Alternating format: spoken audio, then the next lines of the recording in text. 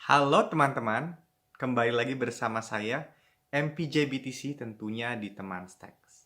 Seperti biasa, setiap minggunya kita akan menemani kamu dengan info-info terbaru dari Stacks Ecosystem. Apa aja itu? Yuk kita simak bareng-bareng.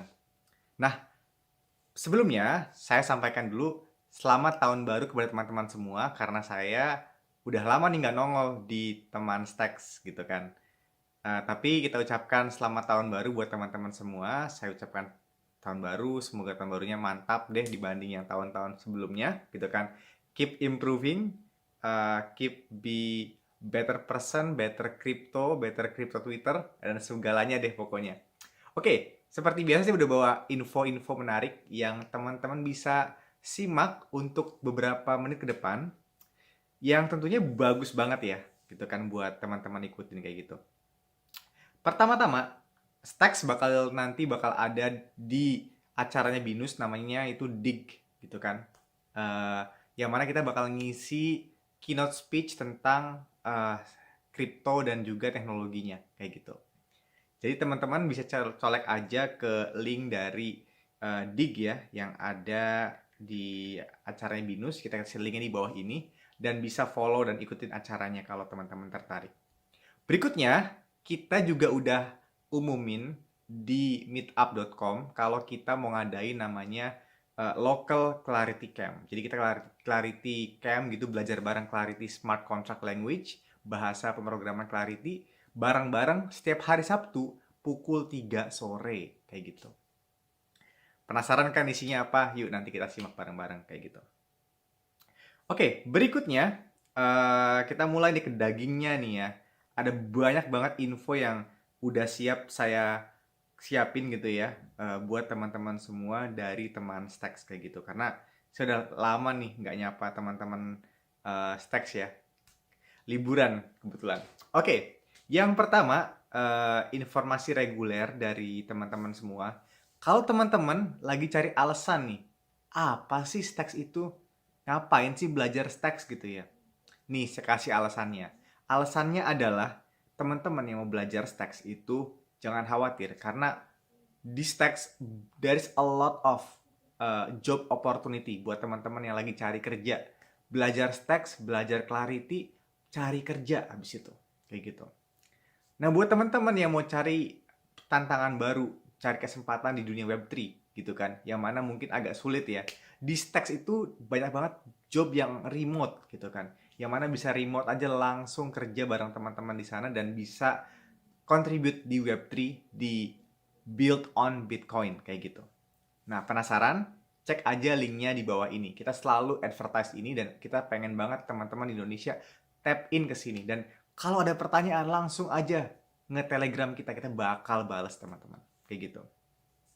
Berikutnya, ada yang menarik lagi nih dari ekosistem Stacks. Namanya itu NFT Digital Twinning gitu kan. Nah, ini artikel menarik ya yang ditulis di ekosistem Stacks namanya NFT Digital Twinning. Jadi, Digital Twinning, kembaran digital, kayaknya gitu sih.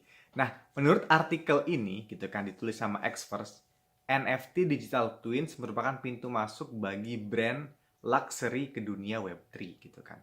Banyak banget nih luxury brand eh, yang mau ke dunia Web3 yang sekarang ini udah menggunakan NFT Twins dan mengintegrasikan hal tersebut ke dalam produk mereka. Contohnya ada Nike, ada Dolce Gabbana gitu kan. Apa sih keuntungannya brand-brand tersebut gunain NFT Digital Twins? Yang pertama adalah konsumen dan produsen dapat mengetahui pengguna asli dari barang yang dibeli dari sebuah brand atau produsen kayak gitu. Jadi bisa tahu siapa yang punya aslinya gitu kan. Yang kedua, NFT ini merupakan cerminan dari loyalitas dari konsumen ke produsen dan juga sebaliknya gitu kan. Nah, semoga aja ya brand-brand yang ada di Indonesia juga segera bisa mengadopsikan layanan ini gitu. Dan kalau kamu itu lagi pegang brand, bisa kontak kita buat ngebahas ini. Digital twinning in your brand. Kayak gitu. Nah, kemudian kita juga dapat banyak info-info baru nih dari kripto gitu kan. Yang pertama gitu kan, apa namanya? Di sini ada info tentang kripto dari proyek NFT teratas yang meninggalkan Solana. Jadi ada proyek namanya DeGods dan Yuts yang ninggalin Solana nih. Padahal mereka tuh adalah dua koleksi NFT yang terbesar di Solana. DeGods pindah ke Ethereum, sedangkan Yuts pindah ke Polygon gitu kan. Nah tentu hal ini merupakan pukulan besar bagi Solana. Kayak walaupun nih kabarnya Solana lagi naik gitu ya, habis dibeli sama Google token-tokennya gitu kan. Tapi ini buildersnya pindah dari Solana kayak gitu. Kemudian ada kampanye phishing yang lagi masif nih. Pemerintah Korea Utara sedang melakukan hack dan rekayasa besar-besaran di dunia kripto. Sebenarnya sih terus terang saya juga masih bingung. Apa iya gitu ya? Pemerintah itu bisa sampai nge-hack itu gitu di Korea Selatan. Karena pemerintah yang kita tahu, pemerintah Indonesia gitu misalnya nggak bisa pull up something yang begini sepertinya sih ya. Bisa sih kayaknya, tapi saya masih agak ragu gitu. Gimana negara seperti Korea Selatan bisa menghack. Saya mau penasaran sebenarnya, secara personal ya, bukan secara ini. Tapi kabarnya, infonya nih, pemerintah Korea ini sedang melakukan hack dan rekayasa besar-besaran di dunia kripto. Pekan lalu mereka ngaku kalau mereka hacking dompet Web3 terbesar sebesar US 1 trillion. Gila nggak? US 1 trillion di dompet dicuri gitu kan. Sekarang ada laporan bahwa mereka adalah dalang dibalik serangan phishing masif yang terjadi belakangan ini. Cara mereka bekerja seperti ini. Pemerintah Korea Utara ngebuat 500 lebih situs palsu yang mirip dengan platform NFT populer seperti OpenSea, X2Y2 gitu kan, Rarible dan lainnya gitu kan. Kemudian, pengguna NFT kadangkala akan masuk dalam situs tersebut karena salah tulis. Ketika mengetikkan alamat situs platform mereka, pengguna NFT mengira bahwa itu udah benar gitu kan. Sehingga konekin lah dompetnya gitu kan. Nah, pada poin itu hacker Korea Utara langsung nih dapetin akses dari NFT dan aset-aset kripto lainnya. Dan bagi para orang-orang pengguna ini yang klik connect wallet kayak gitu. Crazy. Tapi kabarnya emang Korea Selatan ini unik ya gitu. Apa namanya? Dia tuh mau ngehack banyak banget orang, ngehack banyak banget orang kripto kayak gitu. Yang menurut kita sih ya make sense ya, karena kripto kan udah nggak ada aturan ya, anarkis banget gitu. Kalau kamu dapetin key-nya ya nggak salah-salah juga sih gitu kan. Ya you need to be careful in Web3 gitu kan. It's the Wild West gitu kan. Tapi pemerintah Korut ini emang gimana ya? Keren banget gitu. Dan ada kabar juga dulu kayak gini, saya dapat kabar. Jadi ada orang pura-pura kerja. Jadi orang Korea Utara tuh kayak dia bikin kayak semacam bot gitu, yang mana dia bisa apply ke ribuan job application gitu kan, yang remote terutama. Terus mereka tuh ikutin pekerjaan ini gitu. Jadi mereka kayak pura-pura kerja gitu, diterima terus gimana gimana gimana gitu kan. Like literally pura-pura kerja terus mereka nipu gitu. Ada yang kayak gitu, ada yang sebaliknya pura-pura jadi employer kayak gitu kan. Jadi mereka tuh emang kayak konon katanya crazy ya, tapi belum pernah ngelihat seberapa crazy mereka kayak gitu. Bahkan membuat Sky Mavis aja, katanya dulu Sky Mavis itu yang dihack sama Korea Utara. Mereka itu caranya sama, dengan buka job application, job opening, pas ngasih offer letter ada PDF-nya, PDF-nya bisa ngehack kayak gitu. Wow, wow, wow, crazy. Oke, berikutnya ada lagi namanya catur FIDE akan datang ke Web3. FIDE atau kayaknya nih International Chess Federation gitu, atau Federasi Internasional Catur atau apa, nggak tahu lah, ngerti. Sedang bekerjasama dengan Avalanche untuk membawa catur ke dunia Web3 gitu kan. FIDE ingin menghitung rating pemain resmi. Nah, ngumumin data turnamen serta memberikan hadiah turnamen secara on-chain. Hal ini besar banget ya, karena permasalahan dalam gym di Web3 ini bukanlah membawa gym tersebut ke Web3, melainkan membuat gym yang bagus di dunia Web3 gitu kan. Catur adalah permainan yang sejarah banget kan, sejarahnya panjang banget kan. Nah, dan penggemarnya banyak banget kan. Nah, kalau catur berhasil masuk ke dalam Web3, maka Web3 bakal boost to the moon. Kayaknya gitu sih. Tapi nggak tahu ya, kita harus lihat bareng-bareng ya. Harus with grain of salt gitu kan. Nah, berikutnya, triliuner kripto kehilangan besar di 2022. Pernah nggak sih lihat meme di Twitter kayak SBF, 32 billion, now zero. Nah itu banyak banget bilioner kripto yang tiba-tiba hilang gitu. Turun banget gitu kan net worth-nya gitu kan. On paper dia drop banget kayak gitu sih. Karena pas dia ukur tinggi banget pun itu on paper kayak gitu kan. Contohnya ada Changpeng Zhao, CZ Binance gitu kan. Yang turun banget ya dari 60 triliun US dollar menjadi eh, berapa gitu. SBF gitu kan. Sorry, Changpeng Zhao menurun sebesar 60 triliun lebih katanya gitu kan. US bukan triliun ya, billion ya, bener billion sih bener ya gitu kan. Kemudian disusul oleh SBF gitu kan, dari 24 billion dollar gitu kan menjadi zero gitu kan. Nomor ketiga ada Brian Armstrong gitu kan, si CEO-nya Coinbase, dari 6 billion menjadi 1.5 billion dollar kayak gitu.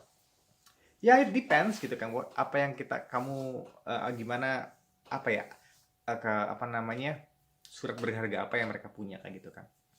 Nah, kemudian lagi rame banget nih namanya DeSo, Decentralized Social gitu kan. Sosial media dan DeSo gitu kan. Sekarang sosial media benar-benar dikuasai oleh pemimpin yang sewenang-wenang. Bahkan Twitter sekalipun yang dulu digaungkan gitu kan, akan berubah jadi lebih bebas, sekarang justru semakin lebih nggak bebas. Paul Graham pernah posting kebijakan alternatif untuk Twitter. Kemudian akunnya langsung disuspend oleh pihak Twitter. Hal ini nggak cuma terjadi di Twitter, di Facebook, Instagram, TikTok, Snapchat gitu kan, semuanya kejadian juga nih. Nah, tersentralisasinya semua itu gitu kan, apa ya, ngebuat apa ya, orang-orang pengen munculin cara lain yang disebut sebagai decentralized social gitu kan. Nah, permasalahannya dari usaha desentralisasi ini adalah nggak cocok gitu antara desain Web3 yang untuk menyimpan data media sosial gitu kan. Nah, tapi DeSo, Decentral Sosial, berusaha menyelesaikan ini kayak gitu kan. Gimana caranya yang punya data tuh bukan si company tapi si user penggunanya gitu kan. Nah, kemudian DeSo ngebuat ini secara open source dan pakai cara yang tadi yang saya jelaskan tadi gitu kan. Nah, mereka udah mulai di listing di Coinbase dan mulai Juli Oktober pengguna DeSo meningkat kayak gitu ya. Terdapat 2 juta wallet yang mana ada 100.000 pengguna aktif setiap bulannya kayak gitu di Deso. Saya watching banget sih Deso ini, tapi belum pernah apa ya deeper gitu sih. Tapi kayaknya menarik nih buat digali gitu kan. Maybe is it the next Instagram, Twitter? I don't know. Oke. Kemudian ada rame banget nih tentang kasus Mango Market. Mango Market itu pertukaran kripto terdesentralisasi di Solana. Dieksploit 100 juta dolar. 100 million dollar kayak gitu ya. Di bulan Oktober. Abraham Eisenberg ngaku bahwa dia dan beberapa orang lainnya nemuin celah dalam desain Mango Market gitu kan. Kemudian dieksploit gitu kan. Secara ringkas mereka beli Mango gitu kan, memaksa harga Mango naik. Kemudian setelah harga naik mereka langsung pinjam dan narik sebesar 100 juta gitu kan. Abraham janji akan ngembaliin sebagian uang tersebut dengan catatan tidak akan ada orang dari Mango yang akan laporin dia ke FBI. Sialnya ada pihak FBI yang ngebaca tweet Abraham tersebut. Kemudian langsung ditangkap si Abraham ini. Dia ditangkap di Puerto Rico dan didakwa manipulasi komoditas dan penipuan komoditas kayak gitu. Gila, crazy. Kemudian ada info lagi, dompetnya Alameda aktif lagi. Kemarin itu dompet Alameda aktif dan tersambung ke berbagai akun milik SBF dan FTX di Solana, Lido dan Aptos. Kemudian koin yang ada di dompet tersebut ditukar menjadi ETH dan Tether gitu kan. Yang kemudian dibersihkan melalui mixer seperti FixFloat dan ChangeNow. Sehingga alamat asalnya sulit dilacak kayak gitu kan. Artinya siapapun yang memindahkan koin milik SBF dan FTX berencana untuk menyembunyikan jejaknya. Crazy. Maskot Dogecoin terkena kanker. Kabuso, maskotnya Dogecoin yang berusia 17 tahun, 2 tahun lebih tua dari rata-rata manusia hidup anjing tersebut, sekarang didiagnosa mengidap kanker darah dan penyakit hati. Menurunnya nilai kripto tahun ini adalah hal yang menyedihkan, serta berita tentang Kabuso ini membuat para penghuni dunia kripto ini makin sedih. Jadi dia udah mulai sedih gara-gara Kabuso sakit, sedih juga karena bear market kayak gitu. Kemudian info lagi nih, CEO-nya Trikoma ngakuin adanya kebocoran. CEO Trikomas ngaku adanya kebocoran keys API mereka, jadi kunci-kunci API mereka. Sebelumnya ada banyak pengguna Trikoma yang ngelaporin kalau misal akunnya dihack gitu kan. Tapi CEO-nya justru nggak ngaku gitu loh, katanya gitu. Kemudian akhirnya mereka ngaku gitu kan. Sekarang ada 100.000 lebih kunci-kunci atau keys API yang terhubung Trikomas yang bocor. Dan sekarang FBI sedang menyelidiki kasus tersebut. Crazy. Decentralization nih kayak gini nih. Berikutnya, China meluncurkan pasar NFT. Nah, China nih yang terkenal sebagai anti kripto. Nah, sekarang hendak meluncurkan NFT marketplace yang diberi nama China Digital Assets. Yang mana pada tanggal 1 Januari tahun ini, sayangnya hanya yuan yang diterima pada NFT marketplace tersebut. Bitcoin nggak boleh, Ethereum nggak boleh. Yuan. Crazy mereka. Kesimpulannya, sekarang Cina meluncurkan pasar NFT sekaligus masih melarang penggunaan kripto kayak gitu. Jadi agak aneh ya, mereka butuh NFT-nya tapi nggak butuh kriptonya gitu. Jadi unik sih ya. Tapi ada bagusnya juga sih karena mereka kan pengen encourage their money gitu kan, yuan, yang mana kalau bisa jadi sudah kayaknya ya jadi reserve currency dan gimana caranya bisa jadi kayak apa namanya kuat kayak gitu sih. But I don't know, yuan ini agak posisinya agak gimana gitu. Kemudian BMW juga akan menggunakan blockchain. BMW yang akan bekerjasama dengan BNB Blockchain dan CoinWeb untuk menghapuskan kompleksitas laporan pekerjaan dan administrasi sehingga membuat operasi harian lebih efisien. Jadi dipakai buat operasional kayaknya deh. BMW akan mengintegrasikan dengan teknologi blockchain dan otomasi gitu kan untuk masalah administrasi dan laporan finansial mereka kayak gitu kan. Nah, CoinWeb ini yang tadi partnernya itu yang bakal ngebantu gitu kan BMW untuk menciptakan program loyalitas penggalangan baru. Ya gitu sih biasanya kalau misalnya NFT itu loyalitas kayak loyalty program gitu sih, biasanya gitu sih. Hal ini sebenarnya bukan hal yang baru ya di dunia otomotif karena Alfa Romeo juga udah ngelakuin hal yang sama. Mercedes-Benz juga sama gitu kan. Dan Bentley itu merupakan pengguna NFT Polygon yang pertama lah di kalangan komunitas otomotif kayak gitu ya. Kemudian ada info lagi namanya Luke Dash Junior yang kehilangan 3 juta dolar. Luke ini seorang penggiat kripto yang sangat senior ya, kehilangan 216 Bitcoin. Diduga karena akunnya dihack oleh seseorang. Ini mengerikan banget ya karena dia itu nggak pakai centralized exchange, tapi pakai PGP. Jadi gimana caranya PGP bisa dihack tuh saya nggak ngerti sih.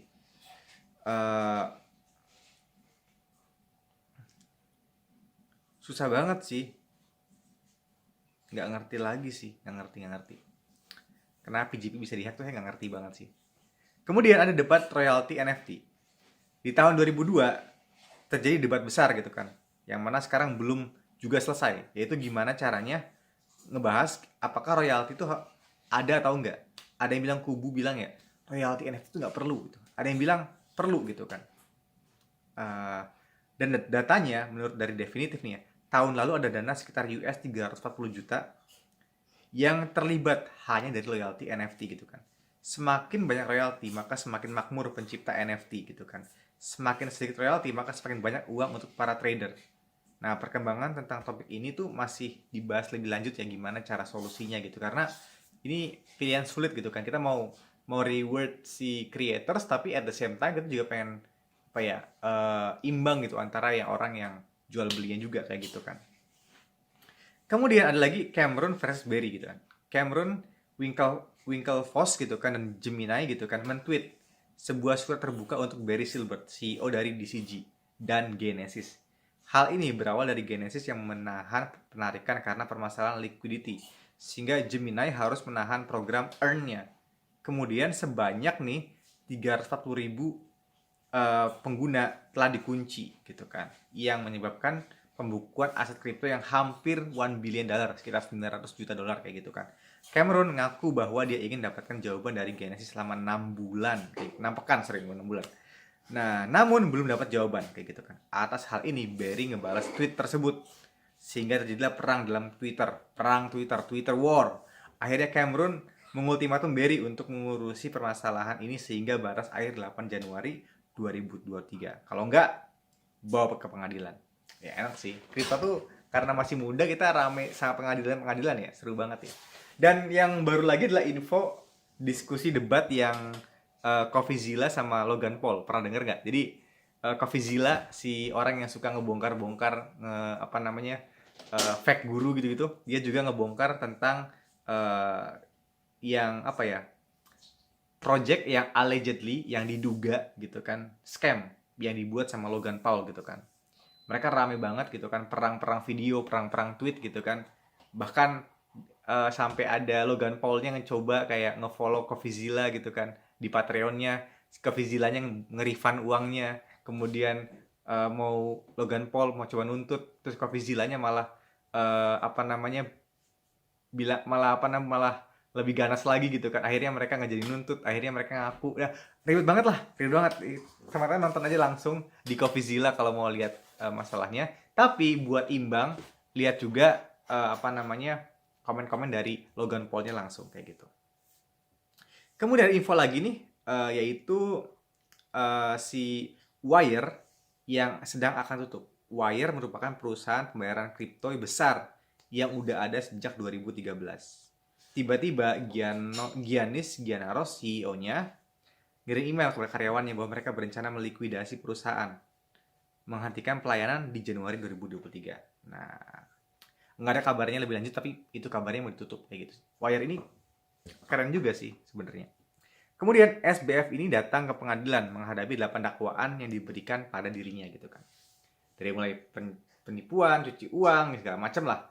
Nah, SPF bilang ke pengadilan kalau misal dia tuh plead not guilty, bukan. Dia ngakunya nggak bersalah kayak gitu sih.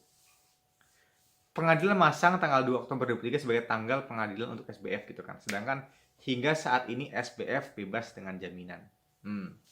Nih ya, mark your day, 2 Oktober 2023 pengadilannya SBF pasti rame nanti. Kayak gitu. Kemudian CEO-nya Celsius dan pendiri 3AC. CEO Celsius Alex Mashinsky dilaporkan ke pengadilan oleh Leticia James dengan tuduhan penipu investor gitu kan. Dengan cara membuat pernyataan yang palsu mengenai keamanan Celsius, padahal para investor sedang mendeposito triliunan dolar gitu kan. Ketika Celsius kehilangan semuanya, Mashinsky menyembunyikan hal tersebut sehingga melanggar jaminan sendiri gitu kan. Ya ini agak kompleks ya guys ya, karena centralized entity itu pasti begini gitu, pasti dia mau advertise good, tapi kan mereka pegang uang gitu.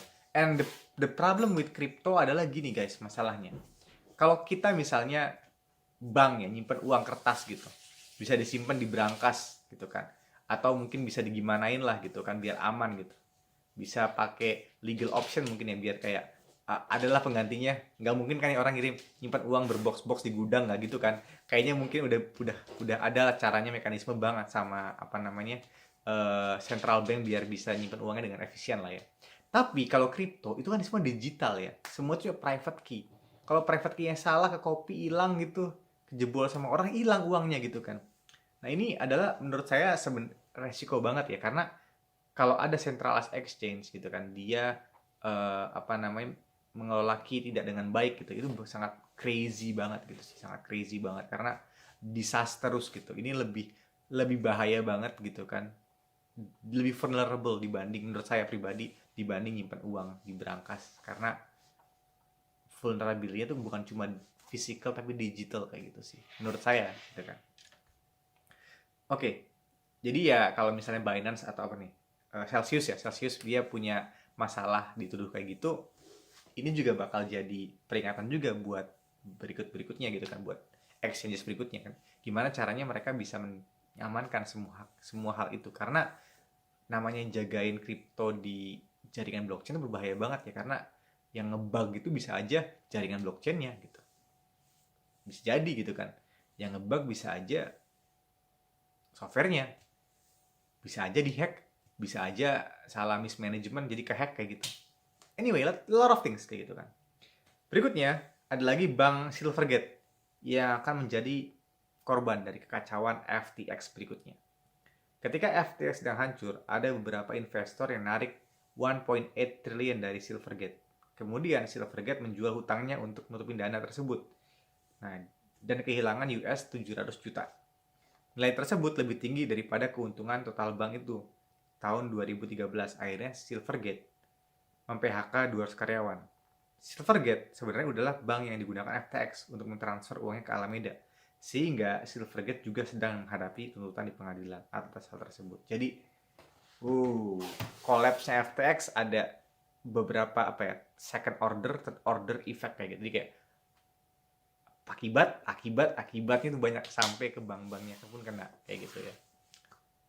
Untungnya Stacks Indonesia nggak punya exposure ke FTX, dan juga Stacks pun kalau nggak salah Stacks Foundation nggak punya exposure ke FTX.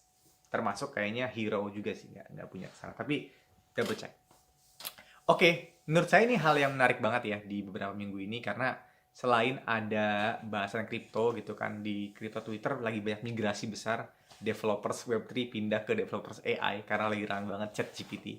Yang belum coba ChatGPT silahkan coba ChatGPT, itu keren banget. Karena apa ya? Menurut saya sih Web3 itu bukan cuma soal kripto, tapi juga adalah hal-hal baru ya di dunia web gitu kan, seperti mixed reality yang Apple katanya mau ngeluarin gitu kan. Ada juga ChatGPT yang mana ngebantu kita ngebikin a lot of things jadi mudah kayak gitu kan. Dan juga bahkan ada kripto yang jadi bikin ownership itu lebih gampang kayak gitu sih. Dan saya udah mengalami banget ya kalau misalnya kripto tuh bikin banget gampang banget ya, kita transfer gampang, segala macam gampang. Tapi again, dari resiko, apalagi kalau semua everything that we have is going digital. Our cars becomes digital, our motors become digital, our we have computer, we have all of things. Bahkan AC juga sekarang digital gitu kan, AC, lampu gitu kan. It's crazy gitu kan. Jadi dengan begitu tuh sebenarnya adalah single point of failure ya, kalau ada kata orang software tuh kayak satu titik yang kelemahan yang single point gitu. Yang mana siapa tahu nanti ada orang yang bisa ngehack listrik, kali jepret mati semua gitu kan. Jadi crazy sih, crazy a lot of things in this space kayak gitu ya. Jadi tapi sangat menarik ya, karena dengan adanya AI segala macam ini ngebuat hidup jadi lebih efisien, lebih nyaman lah gitu kan. But seperti biasa kita harus cek satu persatu, dan tentunya kita juga dari Stacks akan terus ngebahas tentang hal-hal baru dari kripto dan juga Web3. Kalau teman-teman suka, subscribe. Kalau belum subscribe, kalau mau cari tahu ada video-video singkat dari Stacks, follow di YouTube-nya kita. Dan kalau misal teman-teman pengen baca tulisan-tulisan kita yang baru, buka aja stacksnesia.id. Dan kalau teman-teman butuh teman ngobrol tentang kripto, langsung masuk aja di Stacks Indonesia. Itu bakal seru-seru banget kayak gitu. Oke, itu ya teman-teman. Kita ketemu lagi di minggu depan. Terima kasih.